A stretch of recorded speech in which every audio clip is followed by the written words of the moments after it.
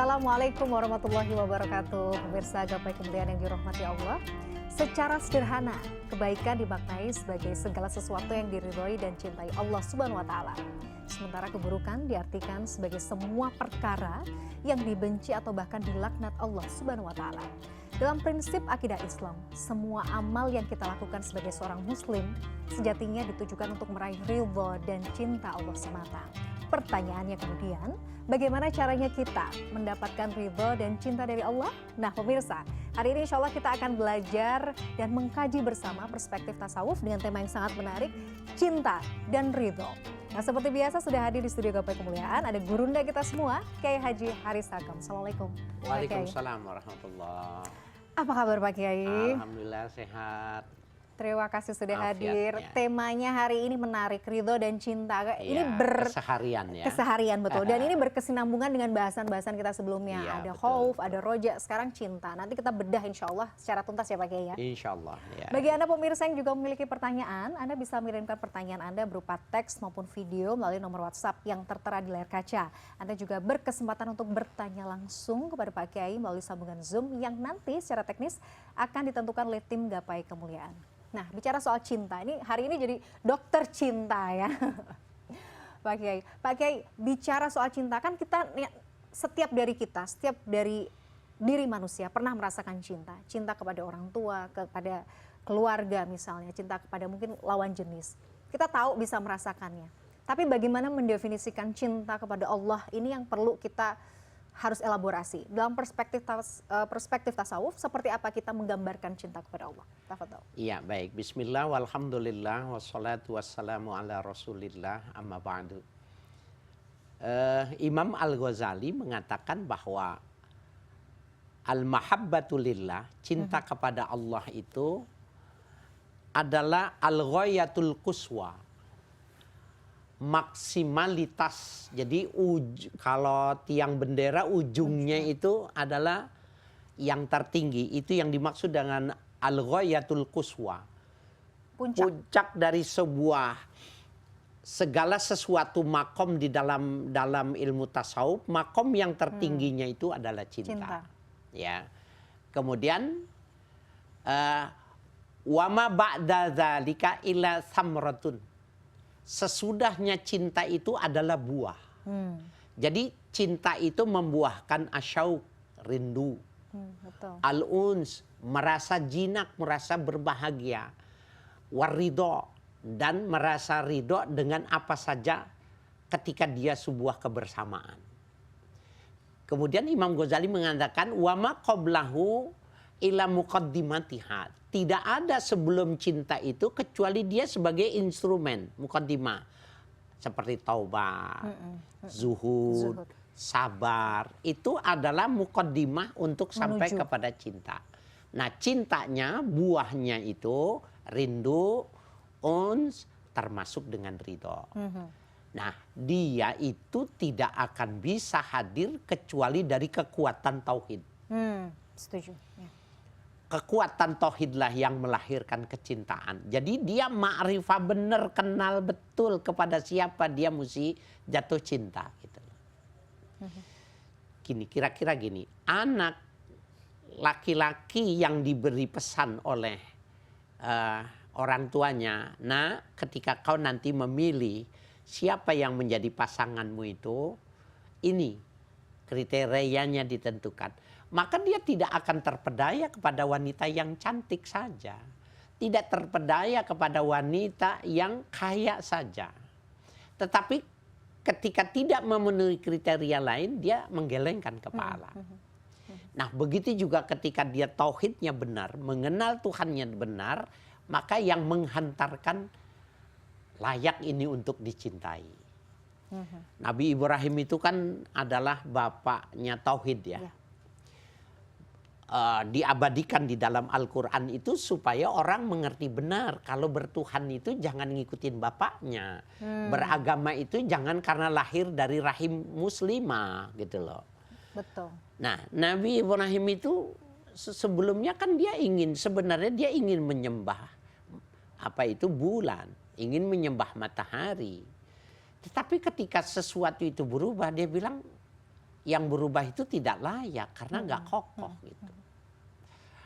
Nah, sampai dia menemukan ada sebuah kekuatan, ada faktor X yang non material yang dia pahami ini adalah sebuah ya super power dalam ketuhanan, maka dia meninggalkan yang pemahaman-pemahaman awal itu. Begitu ketika kita memahami tentang Bapak Tauhid kita itu. Iya. Jadi itu tadi ya, harus kenal dulu, iya kan? Nah, pijakannya ini yang banyak. Nah, cara mengukur Pak Kiai, cara mengukur, oh ini sedang kita berada di track yang benar gitu, karena kita berusaha untuk mencintai Allah. Dan bagaimana juga cara kemudian kita tahu, oh Allah ini cinta sama kita, Allah ini sayang sama kita. Itu parameternya apa Pak Kiai? Kalau kita belajar terus menerus, kemudian kita mendekat sama Allah, mendekat dengan Nabi, mengikuti apa yang diajarkan. Taruhlah umpamanya baca Quran kita lebih tinggi ketimbang kita bukan HP saja. Itu udah indikasi.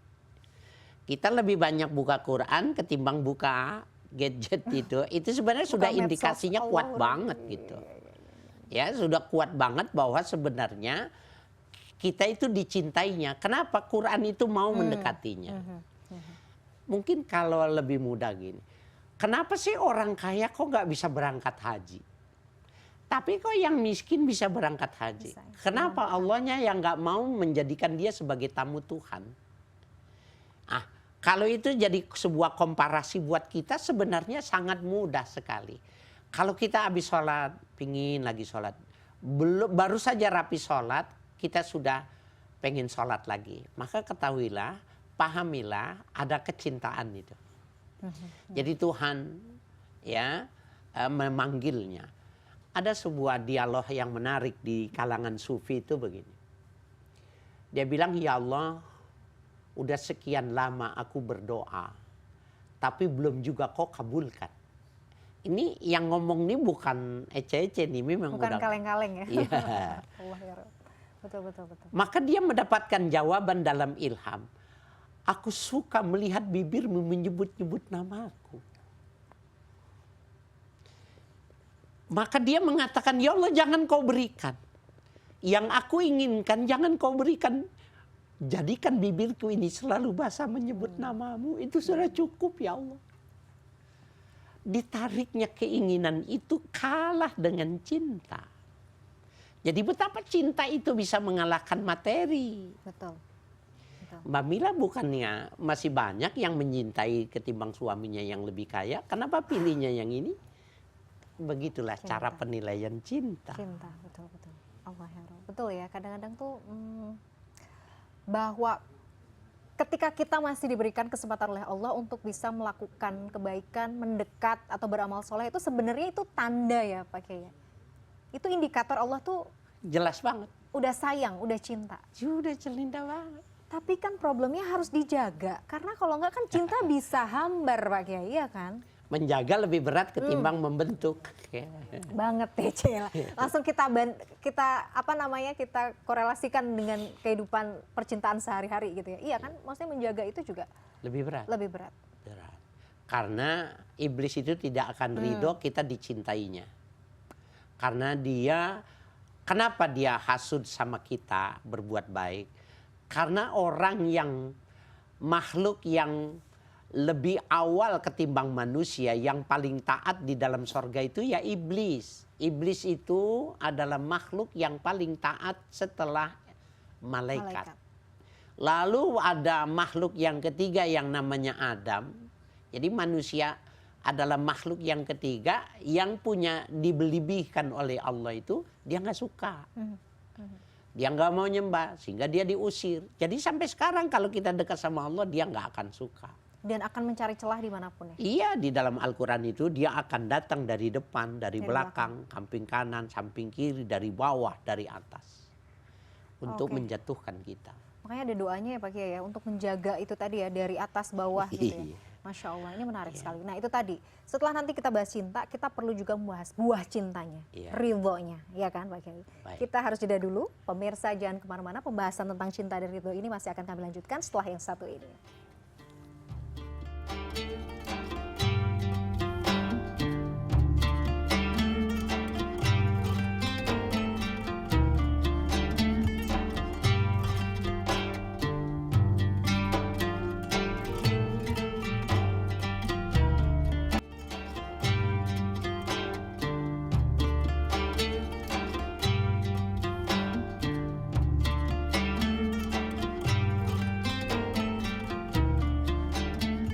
Pemirsa, terima kasih Anda masih menyaksikan Gapai Kemuliaan dalam episode Cinta dan Ridho. Pak Kiai, seperti biasa sudah ada pertanyaan yang masuk dari pemirsa Gapai Kemuliaan. Mari akan kita simak bersama. Assalamualaikum warahmatullahi wabarakatuh. Nama saya Aulia. Saya mahasiswi Institut Ilmu Al-Quran Jakarta. Saya tinggal di Depok. Izin bertanya Pak Kiai, berbicara tentang cinta kepada Allah, dalam praktiknya seperti apa ya Pak Kiai?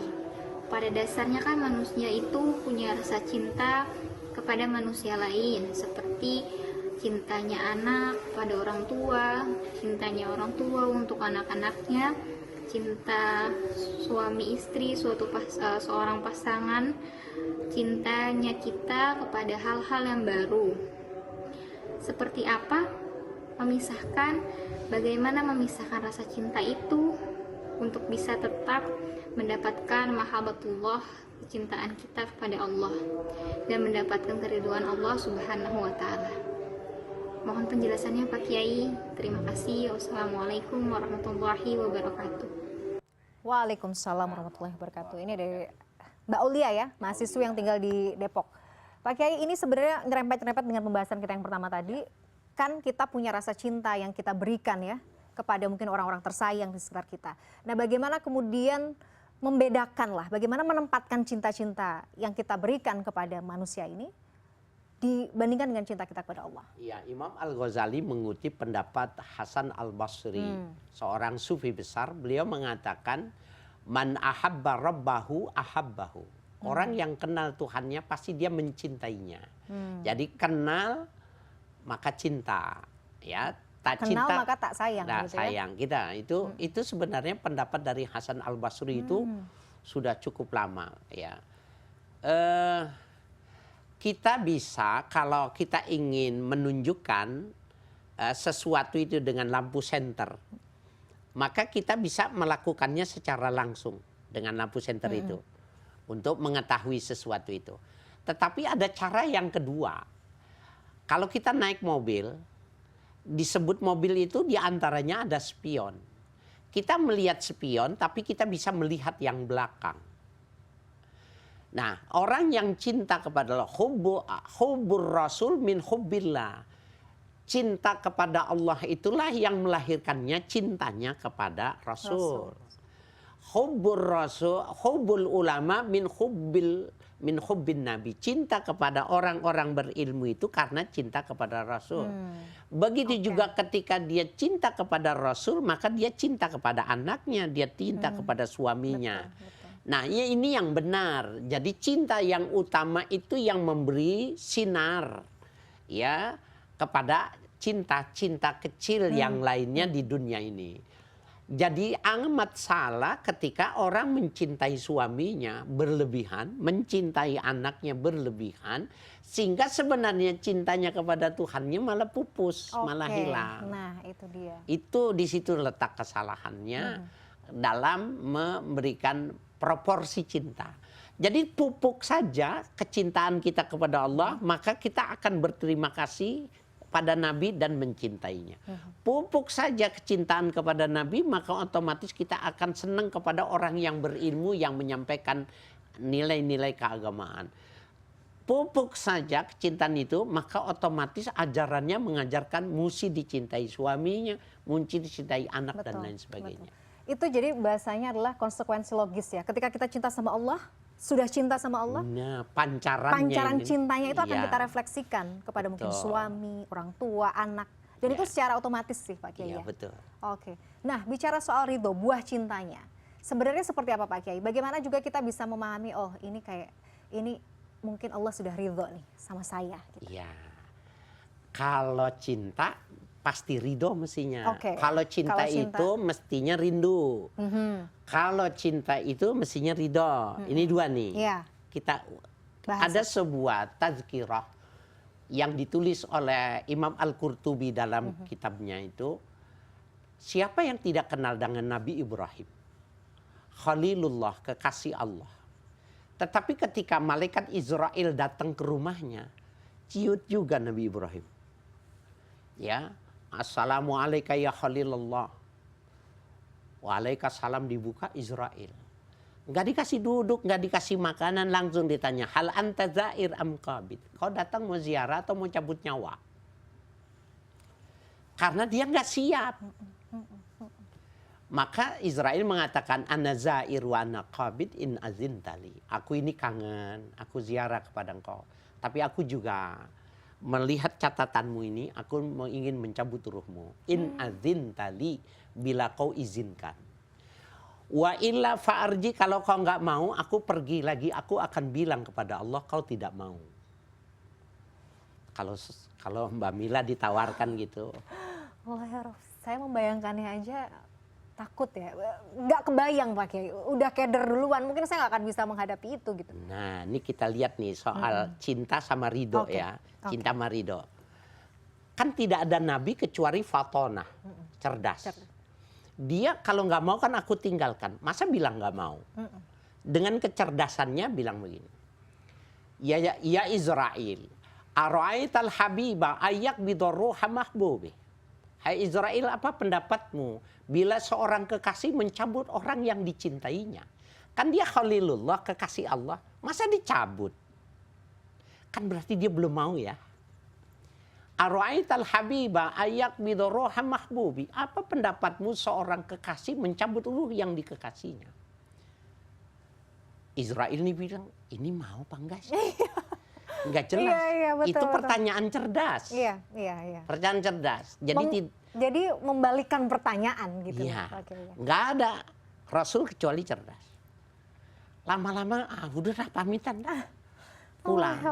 Ya Allah, hambamu Ibrahim kekasihmu menjawab begini. Oh, kalau begitu kau turun. Sampaikan jawabanku untuknya. Turun lagi Israel. Assalamualaikum ya Khalilallah. Gitu. Pas dibuka, tek, tambah kaget dia. Ya Khalilallah, annallaha yujibu su'alak. Allah memberi jawab pertanyaanmu. Apa kata Nabi Ibrahim? Ya Ibrahim, ara'aital habiba ayakroha liqoma mahbubi. Ya Ibrahim, apa pendapatmu bila seorang kekasih tidak mau berjumpa dengan kekasihnya? Emang gak rindu? Mbak Nila kan tanya hubungan cinta sama rindu. Ya Ibrahim, ara'aital habiba ayakroha liqoma mahbubi. Hai Ibrahim, apa pendapatmu bila seorang kekasih tidak mau berjumpa dengan kekasihnya? Emang gak rindu? Maka Ibrahim mengatakan, ikhbat ya malaikat mau cabut umurku sekarang juga. Nah, jadi itu secara otomatis orang yang cinta itu pasti rindu. Cuma pada saat itu tertutup oleh sebuah sifat-sifat kemanusiaan, nampak juga. Ini sebenarnya kisah ini menggambarkan kalau kita rada-rada takut mati, itu memang aspek kemanusiaan. Iya. Itu sangat manusiawi. Manusiawi, tetapi sebenarnya kalau dia cinta sama Allah, maka dia pengen segera bertemu. Gitu loh. Ya Allah. Katanya cinta sama Rasul, maka nggak mau bertemu karena nggak bisa bertemu Nabi di bumi lagi. Kita mesti bertemunya di akhirat, di sorga. Dan pintunya itu mati. Betul. Tapi bekalnya belum cukup Pak Kiai. Ini jadi nah gimana? itu manusiawi. Masya Allah, ini jadi bergetar hati dan jiwanya dengar cerita tadi. Masya Allah ya. Jadi betul ya, bentuk kalau sudah orang di level cinta, itu rindunya jadi Pasti. mengalahkan ya. Betul sekali. Masya Allah, Pak Kiai, kita lanjutkan lagi ya nanti di segmen berikutnya. Pemirsa, jangan kemana-mana, Gapai Kemuliaan masih akan kembali setelah jeda yang satu ini.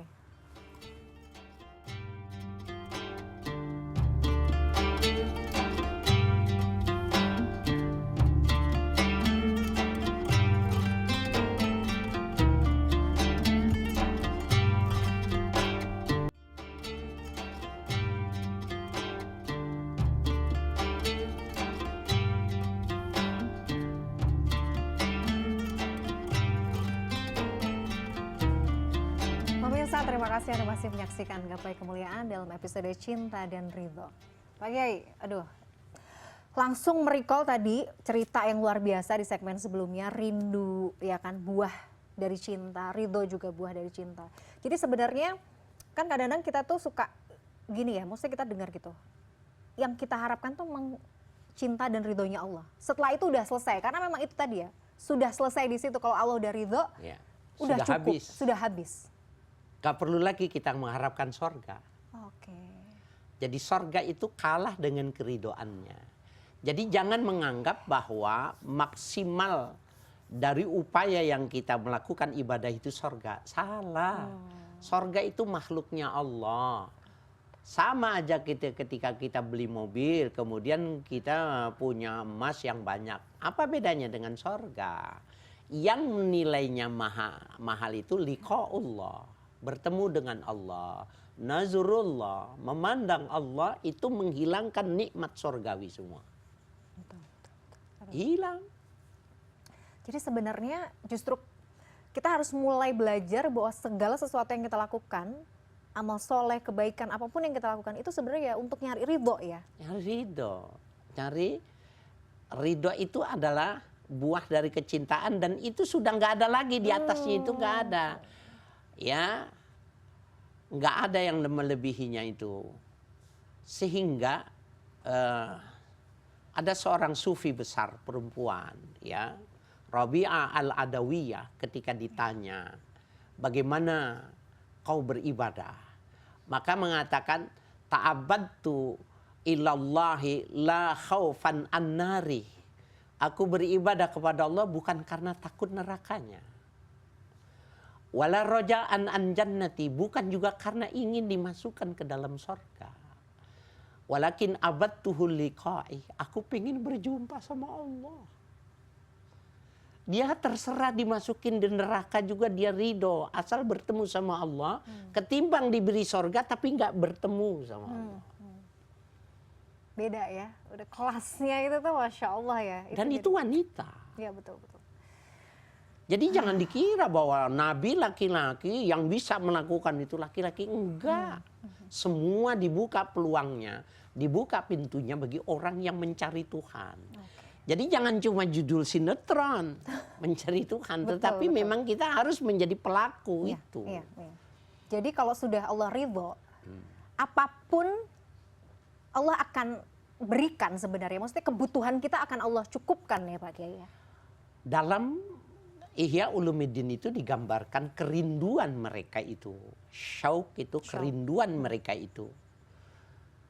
Sambil dia tidak makan, dia tidak minum, badannya kurus, sholat, tidak mandi, cuma wudhu, sholat, tidur. Sehingga tetangganya datang membawa buah-buahan, disangkanya sakit. Lah mari tuh aku nggak sakit. Walakin syakautu ilallah, aku rindu pengen ketemu sama Allah. Dia nggak, aku nggak sakit, jangan dibawa ini. Aku lagi sedang rindu pada Allah.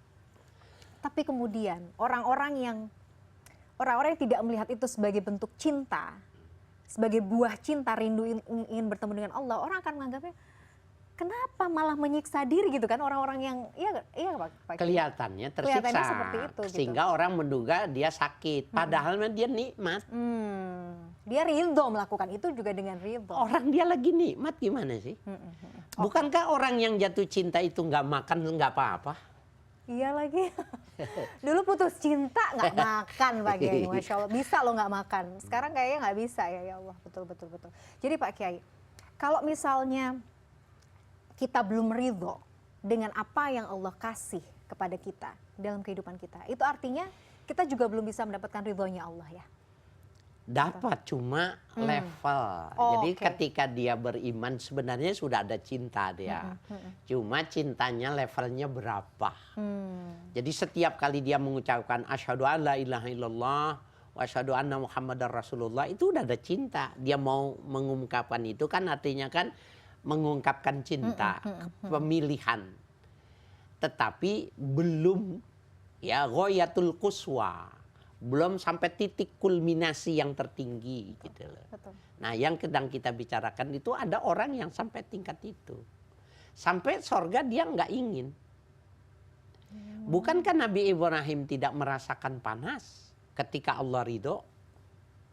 Iya. Jadi kalau udah cinta, apa aja juga bahasanya kan gitu ya Pak. Kalau kita sudah cinta sama seseorang, apa aja kita kasih. Nyawa pun juga kadang rela dikasih gitu kan. Iya, kata Imam Ghazali, al-mahabba yu'mi. Orang yang jatuh cinta itu buta matanya. Buta. Okay. Tapi kalau jalan nggak kesandung. Itulah, cinta itu luar biasa. Pak Kiai sebagai closing penutup. Ini kan luar biasa ya bicara soal cinta. Dimensi cinta sama Allah ini kan dalam sekali. Dan kita tuh harus mupuk terus, karena itu tadi berat, untuk istiqomah itu kan berat, godaannya luar biasa. Seperti apa Pak Kiai? Ya, baik para pemirsa dimanapun Anda berada, bahwa ini memang tidak bisa dilakukan pendekatan secara teori saja. Betul. Maka kita memupuknya itu caranya dengan melakukan segala perintahnya. Imtisalu awamirillah wajtinabun nawahi. Melaksanakan perintahnya, kemudian menjauhi segala larangannya. Ketika ini yang wajib-wajib sudah kerjakan, tambahkan dengan yang sunnah. Ya, sholat malam itu tambahan sholat, puasa sunnah tambahan Ramadan, sedekah tambahannya zakat, umroh tambahannya ibadah haji. Maka dengan tambahan-tambahan yang berulang terus menerus itu, maka sedikit demi sedikit itu memupuk cinta. Dan ketika sudah jadi, maka dia mesti disirami. Bagaimana cara menyiraminya? Maka kita berkasih kepada orang yang dikasihi oleh Allah. Membenci orang-orang yang dibenci oleh Allah. Itu ibarat pupuk, ibarat air yang dituangkan pada pepohonan. Insya Allah pohon cinta itu akan besar dan berbunga dan berbuah. Masya Allah. Pak Kiai, satu lagi terbersit. Cinta itu kan tadi melahirkannya dalam banyak bentuk ya. Ada rindu, kemudian ada ridho. Gitu. Kan cemburu juga bagian dari cinta juga ya. Iya, betul. Jadi Allah itu bisa ya cemburu. Allah tuh bisa cemburu sama kita kan kalau kita nggak memusatkan semuanya kepada Allah. Gitu. Salah satu ghairatullah, Allah itu ketika dia cemburu kepada kita, ketika kita coba-coba mau melirik sesuatu yang bisa jadi kita kerjakan. Ya, maka cara cemburunya Allah itu diketukkan hati kita. Pada saat itu ketika kita sadar, itulah cara Allah cemburu menunjukkannya semacam itu. Jangan. Jangan. Ya. Dan itu terjadi pada siapa saja. Jadi misalnya disentil gitu ya bahasanya ya. Disentil, ayo balik. Jadi balikan lagi sama Allah gitu ya. Kalau cemburu itu kan artinya mungkin kita menaruh perhatian kan, bahasanya kan gitu ya Pak Kiai. Kita menaruh perhatian ke yang lain, perhatiannya udah lebih besar daripada, punya potensi lebih besar daripada cinta kita sama Allah gitu ya. Makanya sama Allah digeser lagi, ayo balik lagi gitu ya. Orang yang paham cinta Allah itu biasanya dia ditanamkan begini, ketika dia senang sama wanita itu. Apanya yang paling hebat dari wanita itu? Dia kan cuma dari sperma, air, cairan yang nggak laku dijual. Jadi dia mesti dihabiskan gitu loh. Nah, begitulah cara dia mempertahankan dirinya, jangan sampai Allah itu sampai cemburu sama dia. Dan cemburu itu selalu ditanamkan. Kalau kita mau melakukan kesalahan, ada teguran, itu namanya cemburu. Oke, Masya Allah. Itu secara fitrah Allah sudah install ya ke dalam jiwa kita, Masya Allah. Pak Kiai, menarik sekali pembahasannya. Sayang waktu kita terbatas, nanti insya Allah kita akan sambung lagi di pertemuan berikutnya. Sehat-sehat Pak Kiai, jazakallah khair, ilmunya Masya Allah bermanfaat sekali. Pemirsa, tidak terasa kita sudah sampai di penghujung program Gapai Kemuliaan. Semoga tausiah kita kali ini bisa menambah hasanah ilmu agama kita, menjadikannya bermanfaat, dan yang paling utama menambah ketaatan kita kepada Allah Azza wa Jalla. Saya Meladia Rahma dan juga Kiai Haji Haris Hakam pamit. Terima kasih atas perhatian Anda. Insya Allah kita akan jumpa lagi pada episode berikutnya. Billahi taufik wal hidayah. Wassalamualaikum warahmatullahi wabarakatuh.